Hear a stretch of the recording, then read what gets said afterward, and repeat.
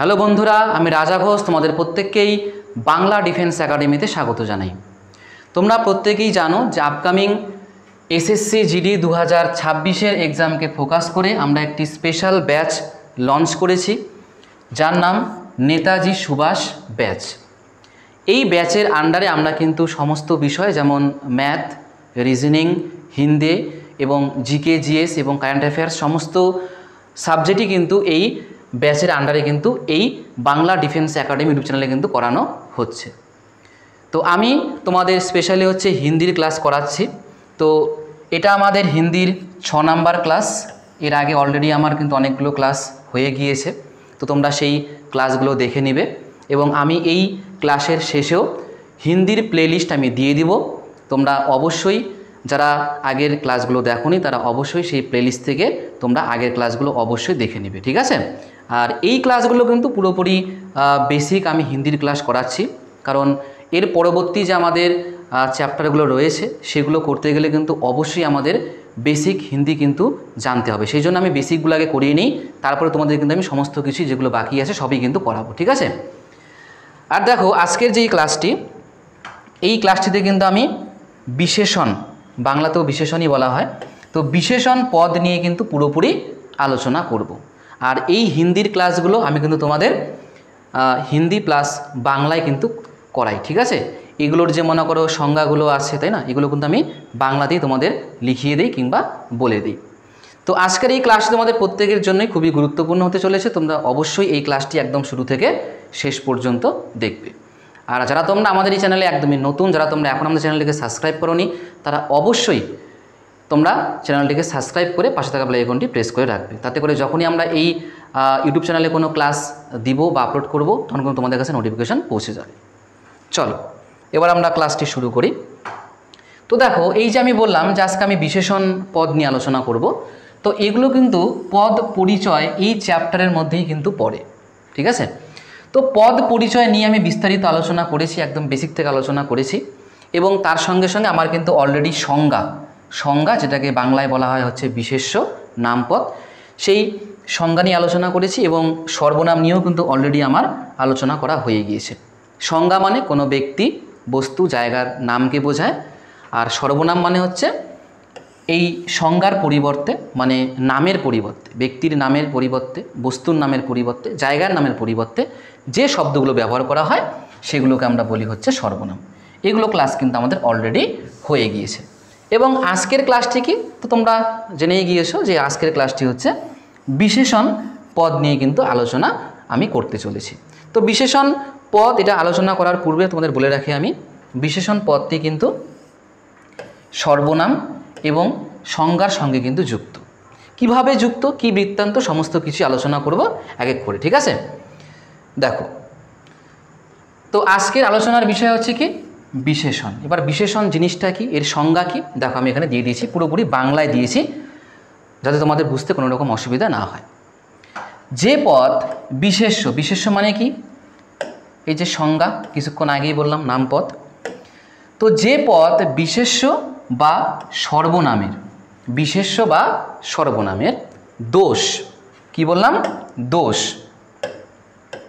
দোষ হতে পারে গুণ, সংখ্যা, পরিমাণ আর কি অবস্থা প্রভৃতির উল্লেখ করে, তাকেই বিশেষণ পদ বলে।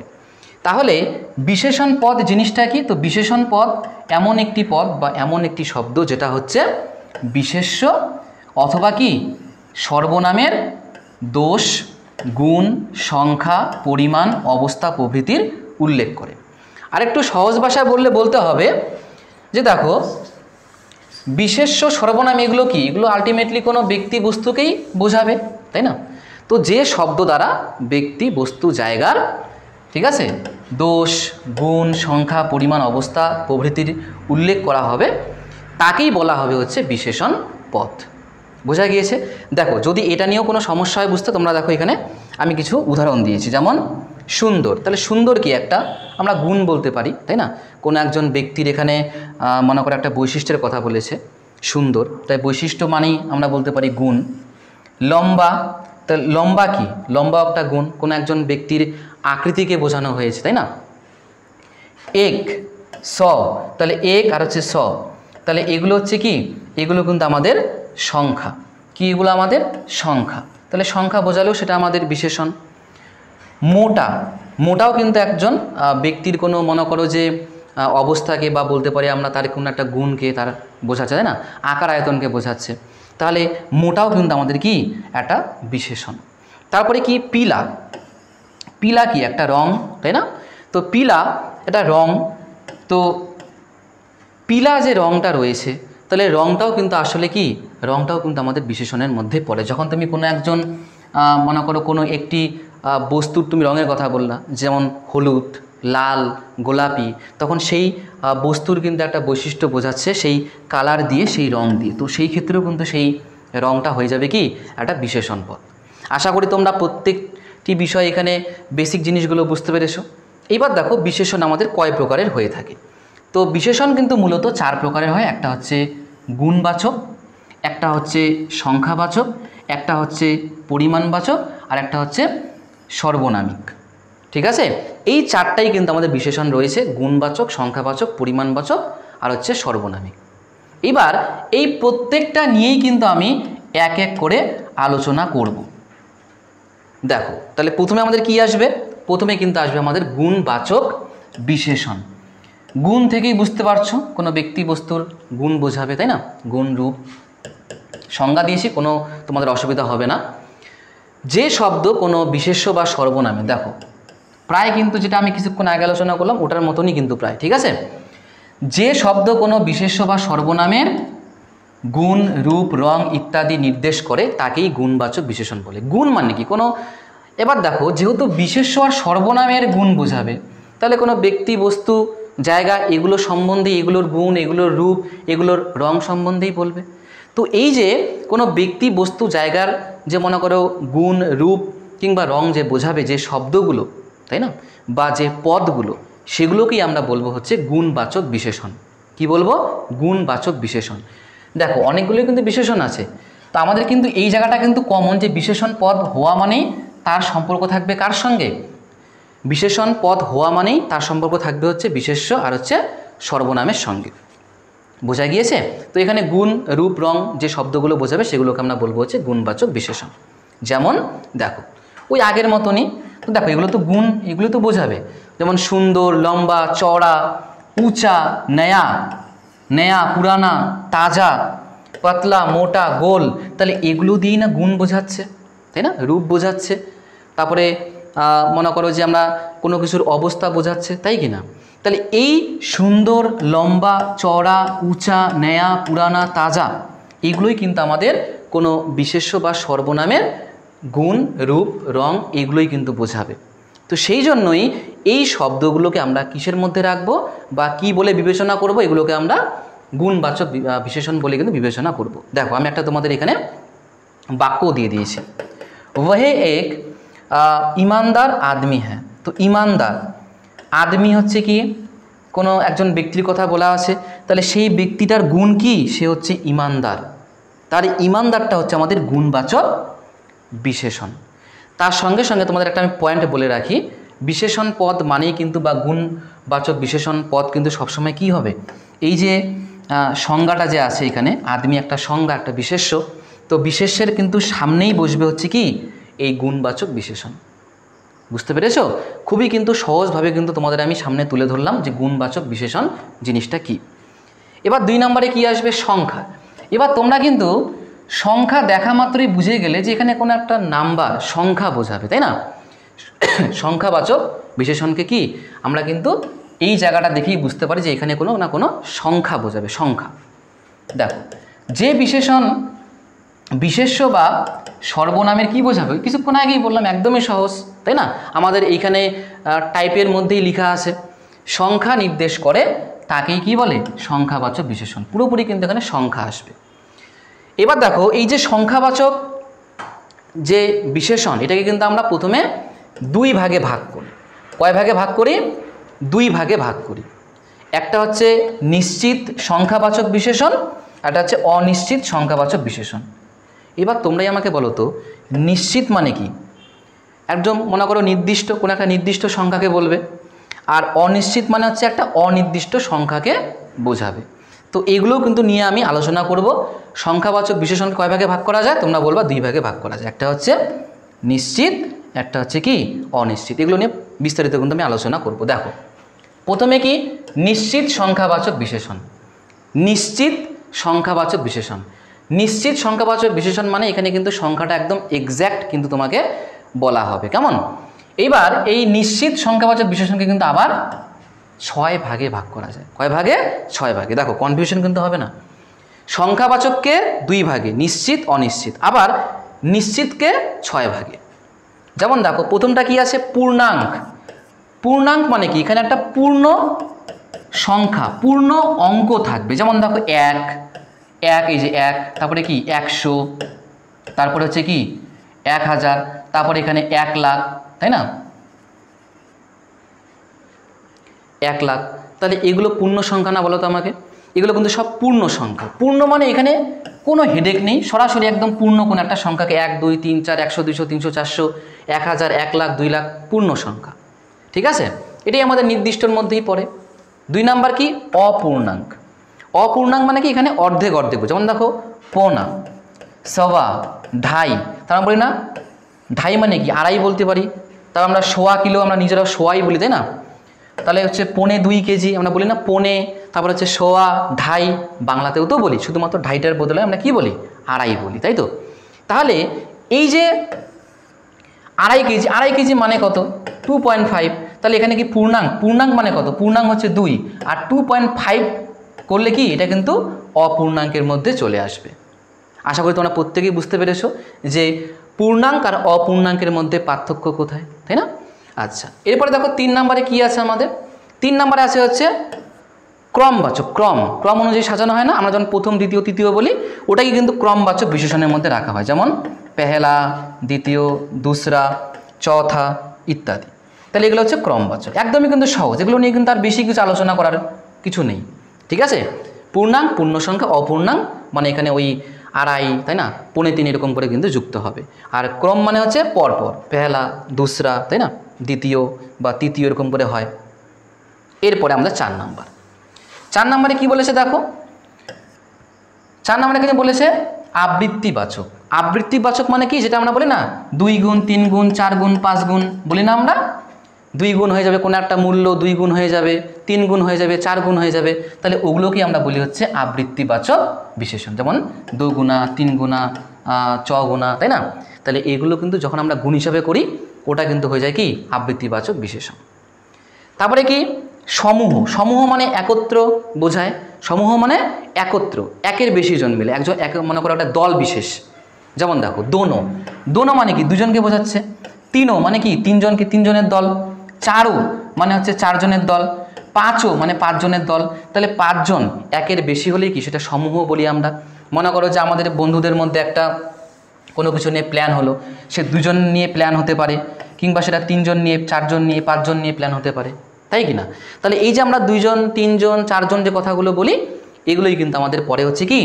সমূহবাচক। সমূহ মানেই হচ্ছে একত্র। সমূহ মানে কি? একত্র। লাস্ট কি আমাদের? প্রত্যেক। তাহলে প্রত্যেক মানে তো বুঝতেই পারো, আমরা যেরকম প্রত্যেক বলি সেরকম হিন্দিতেও প্রত্যেক বলে। হারেক, হারেক মানেও ওই মনে করো প্রত্যেককেই আলটিমেটলি বোঝায়। এক এক, এক এক মানেও ওই আলটিমেটলি তোমাদের একই সেন্স দিচ্ছে। প্রত্যেকটাকেই আলাদা আলাদা করে বোঝানো হয়। প্রত্যেক, হারেক, এক এক, এগুলো কিন্তু আমাদের প্রত্যেক বোধক বিশেষণের মধ্যে পড়ে। বোঝা গিয়েছে? তো এটা কিন্তু আমাদের গেল কি? এটা গেল হচ্ছে আমাদের যে সংখ্যা বাচক বিশেষণের মধ্যে কিন্তু আমরা নিশ্চিত নিয়ে পুরোপুরি আলোচনা করলাম। বাকি থাকলো কোনটা? অনিশ্চিত। তো অনিশ্চিত সংখ্যাবাচক। তাহলে অনিশ্চিত মানে কি? এখানে কিন্তু নির্দিষ্ট করে কোনো একটা সংখ্যা 1, 2, 3, 4, তাই না, সোয়া, পোনা, পনে, তাই না, তারপরে মনে করো যে তোমাদের পেহেলা, দ্বিতীয়, তৃতীয়, তাই না, দো, তারপরে হচ্ছে 3, 4, 5 এরকম কিন্তু কোনো নির্দিষ্ট করে সংখ্যা থাকবে না। ঠিক আছে, নির্দিষ্ট করে কোনো সংখ্যা থাকবে না। যেমন অনেক। অনেক মানে কত? 5, 10, 15, 20, 30, বুঝতে পারছো? পারছো না, তার মানে এটা হচ্ছে অনিশ্চিত। আমি বললাম আমার কাছে অনেক কলম আছে, তোমরা কি আইডিয়া করতে পারবা যে আলটিমেটলি কতগুলো আছে আমার কাছে? 10টা, 20টা, 50টা আইডিয়া করতে পারবা? পারবা না। তো এটা হচ্ছে অনিশ্চিত। কুচ। কিছু পরিমাণ, বহুত এটাও মানে অনেক, সারে মানে সব মিলে। তাহলে তারপরে কি लगभग, তো लगभग এটাও আমাদের সংখ্যাকেই বোঝায়, তাই না? लगभग मेरे पास इतने পেন হ্যাঁ, তাই না? लगभग পেন হ্যাঁ मेरे पास। তো लगभग দিয়েও কিন্তু কোনো একটা সংখ্যাকে কিন্তু মনে করো যে ওই নিশ্চিত রূপে কিন্তু প্রকাশ করা যায় না। আশা করি তোমরা প্রত্যেকেই জিনিসগুলো বুঝতে পেরেছো। যেমন দেখো करीब 100 रुपये चाहिए, তাহলে এই যে करीब, करीब মানে হচ্ছে 100 টাকার মতো আমার প্রয়োজন। এবার মনে করো 100 টাকার মতন প্রয়োজন মানে কি, 100 টাকার মতন প্রয়োজন মনে করো এটা 90ও হতে পারে, 95ও হতে পারে, তাই কিনা বলো? তাহলে এই জন্যই আমরা কিন্তু এই সংখ্যাগুলোকে কিসের মধ্যে রাখি, অনিশ্চিত সংখ্যাবাচক বিশেষণের মধ্যে রাখি। এগুলো দিয়ে নির্দিষ্ট করে কোনো সংখ্যা যেমন 1, 100, 200, 300, 1000 এগুলো কিন্তু কোনো কিছু নির্দিষ্ট করে আমরা বুঝতে পারি না, ঠিক আছে? এরপরে 3 নম্বর মেন পয়েন্ট কি আমাদের, পরিমাণ। কিছুক্ষণ আগে ছিল কি সংখ্যা, সংখ্যা এবার কি পরিমাণ। পরিমাণ মানে মনে করো যেগুলো আমরা স্পেশালি হচ্ছে ওই দাঁড়িপাল্লায় আমরা মাপি, তাই না? সেগুলোকে আমরা পরিমাণ করি, পরিমাণ বলতে পারি। যেমন দেখো যে বিশেষণ কোনো বস্তুর পরিমাণ, ওজন, পরিমাণ মানেই ওজন, পরিমাণ ওজন নির্দেশ করে, সংখ্যা কিন্তু নয়, সংখ্যা কিন্তু নয়, এটা পরিমাণ, তাই না? পরিমাণ ও ওজন নির্দেশ করে তাকেই কিন্তু আমরা পরিমাণবাচক বিশেষণ বলে থাকি। পরিমাণ তোমরা কিন্তু এই নামটা দিয়ে মনে রাখতে পারো। পরিমাণ মানে কি, কোনো বস্তুর পরিমাণ ওজন করা, তাই না? আমরা যেরকম তেল কিনি, আমরা তেল কি 1টা 2টা করে কিনি না, আমরা কিন্তু সেটা লিটার হিসেবে কিন্তু কিনি। চাল কি আমরা 1টা 2টা করে কিনি না, ওটাও কিন্তু আমরা কেজি হিসেবে কিনি। তাহলে ওগুলো পরিমাণ বা ওজন হিসেবে কিনি, ঠিক আছে? এবার দেখো এই ওজনগুলোর মধ্যেও কিন্তু নিশ্চিত পরিমাণ আর কিন্তু অনিশ্চিত পরিমাণ আছে। আশা করি এখন নিশ্চিত অনিশ্চিত নিয়ে তোমাদের কোনো ঝামেলা হবে না বা তোমাদের বুঝতে কোনো অসুবিধা হবে না। 10 মিটার, 10 মিটারের কথা বলেছে এখানে, একদম পুরোপুরি আমার একদম নিশ্চিত একটা পরিমাণের কথা বলেছে 10 মিটার। 2 ডজন মানে হচ্ছে 2 ডজন মানে কি 24টা কোনো কিছুর কথা বলেছে নির্দিষ্ট। 5 লিটার নির্দিষ্ট পরিমাণটা বলেছে। তারপরে আছে কি 7 গ্রাম, তাহলে গ্রাম, 7 গ্রাম, 5 লিটার, 2 ডজন, তারপরে 10 মিটার, এগুলো প্রত্যেকটা দিয়েই কিন্তু একটা নিশ্চিত পরিমাণ, সংখ্যা কিন্তু না, সংখ্যা কিন্তু না, পরিমাণবাচক কিন্তু এগুলো বিশেষণ। বুঝতে পেরেছো? এরপরে অনিশ্চিত মানে কি, তার মানে এখানে কিন্তু আমরা এক্স্যাক্টলি কোনো কিন্তু সংখ্যা কিন্তু আমরা পাবো না, ঠিক আছে? পরিমাণ পাবো না, সংখ্যা বলা যাবে না, পরিমাণ পাবো না। যেমন থোড়া দুধ, এবার দুধের পরিমাণটা কত, 1 লিটার, 2 লিটার, 3 লিটার বলা আছে। যেমন এখানে যেমন তোমাদের 5 লিটার ছিল, নিশ্চিত না এখানে আমরা, কিন্তু থোড়া দুধ মানে কি এখানে কিন্তু কত লিটার দুধ আছে তা কিন্তু আমরা এখনো জানি না, এই বিষয়টা কিন্তু আমাদের কাছে এখনো অনিশ্চিত। কুছ চাवल, কিছু পরিমাণে কিন্তু এখানে চালের কথা বলা আছে। এবার চালটা কতটুক, 100 গ্রাম, 1 কেজি, তারপরে মনে করো হাফ কেজি, 3 কেজি, 25 কেজি, জানো তুমি? জানো না, তার মানে কি এটা অনিশ্চিত। বহুত পানি, এবার কতটা পানি জানি না আমরা, কতটা জল জানি না। অধিক কাম, অনেক কাজ, কতটা পরিমাণ কাজ বলতে পারবা? পারবা না। তাহলে এগুলো কিন্তু আমাদের অনিশ্চিত পরিমাণবাচক বিশেষণ। এটা গেল আমাদের 3 নাম্বার। লাস্ট কি রয়েছে আমাদের, সর্বনামিক বিশেষণ। তাহলে সর্বনামিক বিশেষণ জিনিসটা কি, তোমরা এটাকে আমি পুরোপুরি কিন্তু সংজ্ঞা দিয়েই বোঝাচ্ছি আমি, হ্যাঁ? যখন একটি সর্বনাম একটি বিশেষ্যের আগে এসে, একটা সর্বনাম বিশেষ্যের আগে এসে বিশেষণের মতো বিশেষ্যের বৈশিষ্ট্যগুলি বর্ণনা করে। এক কথায় বলতে গেলে এমন একটা সর্বনাম, যেই সর্বনামটা কি হবে, কোন একটা বিশেষ্যের আগে এসে বসবে এবং আগে এসে বসে সেই বিশেষ্যের বৈশিষ্ট্যগুলি বর্ণনা করবে, তখন সেই সর্বনামকে আমরা বলবো হচ্ছে সর্বনামিক বিশেষণ। তোমরা এই জিনিসটা কিন্তু উদাহরণ দিয়ে আরো ভালো বুঝতে পারবে। ওহে মূর্তি, মূর্তি হচ্ছে আমাদের কি একটা সংখ্যা, এর সামনে কি বসলো, ওহে একটা সর্বনাম, তোমরা আগের ক্লাসে দেখেছো এটা, ওহে, তাই না? মানে ওই মূর্তি, তাই না? তাহলে কিন্তু মূর্তি হচ্ছে বিশেষ্য, এর সামনে কি বসলো, ওহে, তাহলে ওহে কিন্তু আমাদের সর্বনামিক বিশেষণ, কারণ এটা দিয়েই কিন্তু মূর্তির একটা বৈশিষ্ট্য প্রকাশ পাচ্ছে। সেরকমভাবেই কুছ লাভ, লাভ হচ্ছে আমাদের বিশেষ্য, এর সামনে বসলো কুছ, কুছ কিন্তু একটা সর্বনাম, তাহলে লাভের কিন্তু এখানে বৈশিষ্ট্য বোঝাচ্ছে কে, কুছ, এটা কিন্তু একটা সর্বনাম, তাই এটা সর্বনামিক বিশেষণ। এক কথায় বলতে গেলে, আবারও বলছি, যখন কোনো বিশেষ্যের সামনে সর্বনাম বসবে তখন সেই সর্বনামকে আমরা বলবো হচ্ছে সর্বনামিক বিশেষণ। সর্বনামিক বিশেষণ। ইন বাচ্চো, তাহলে বাচ্চো হচ্ছে আমাদের বিশেষ্য, তার সামনে বসলো ইন নামক সর্বনাম। তারপরে কি লড়কা, তার সামনে কি জো, জো লড়কা, লড়কা হচ্ছে বিশেষ্য, তার সামনে বসলো জো নামক কি, সেটা হচ্ছে আমাদের সর্বনাম। তো এই কিন্তু মোটামুটি আমাদের ছিল আজকের পুরো ক্লাস, ঠিক আছে, বিশেষণ নিয়ে। তো আজকের এই ক্লাসটি আমি এখানেই সমাপ্ত করলাম, কারণ সমস্ত কিছু তোমাদের আমি বুঝিয়ে দিলাম। তো আজকের ক্লাসটি তোমরা দেখলে যে এটা কিন্তু বিশেষণ নিয়ে আমি করালাম, এরপরে কিন্তু বাকিগুলো নিয়ে আমি করাবো। তো সেই জন্য তোমাদের আমি বারংবার কিন্তু বলি যে তোমরা চ্যানেলটিকে সাবস্ক্রাইব করে রাখো, তাতে করে কিন্তু তোমাদের কাছে নোটিফিকেশনগুলো পৌঁছে যাবে। অনেক সময় কি হয়, সাবস্ক্রাইব না করা থাকলে তোমাদের কাছে নোটিফিকেশন পৌঁছাবে না, আর তোমাদের মনে হতে পারে যে ক্লাস হয়তো আসছে না। এই জন্যই বলি তোমরা সাবস্ক্রাইব করে পাশে থাকা বেল আইকনটি প্রেস করে রাখবে, ঠিক আছে। আর তারপরেও যদি নোটিফিকেশন না যায়, তোমরা একবার দিনে একবার হলেও তোমরা বাংলা ডিফেন্স একাডেমি তোমরা কিন্তু এটা ইউটিউবে গিয়ে একবার সার্চ করবে, দেখবে প্রত্যেক দিনই কিন্তু আমাদের ভিডিও আসে।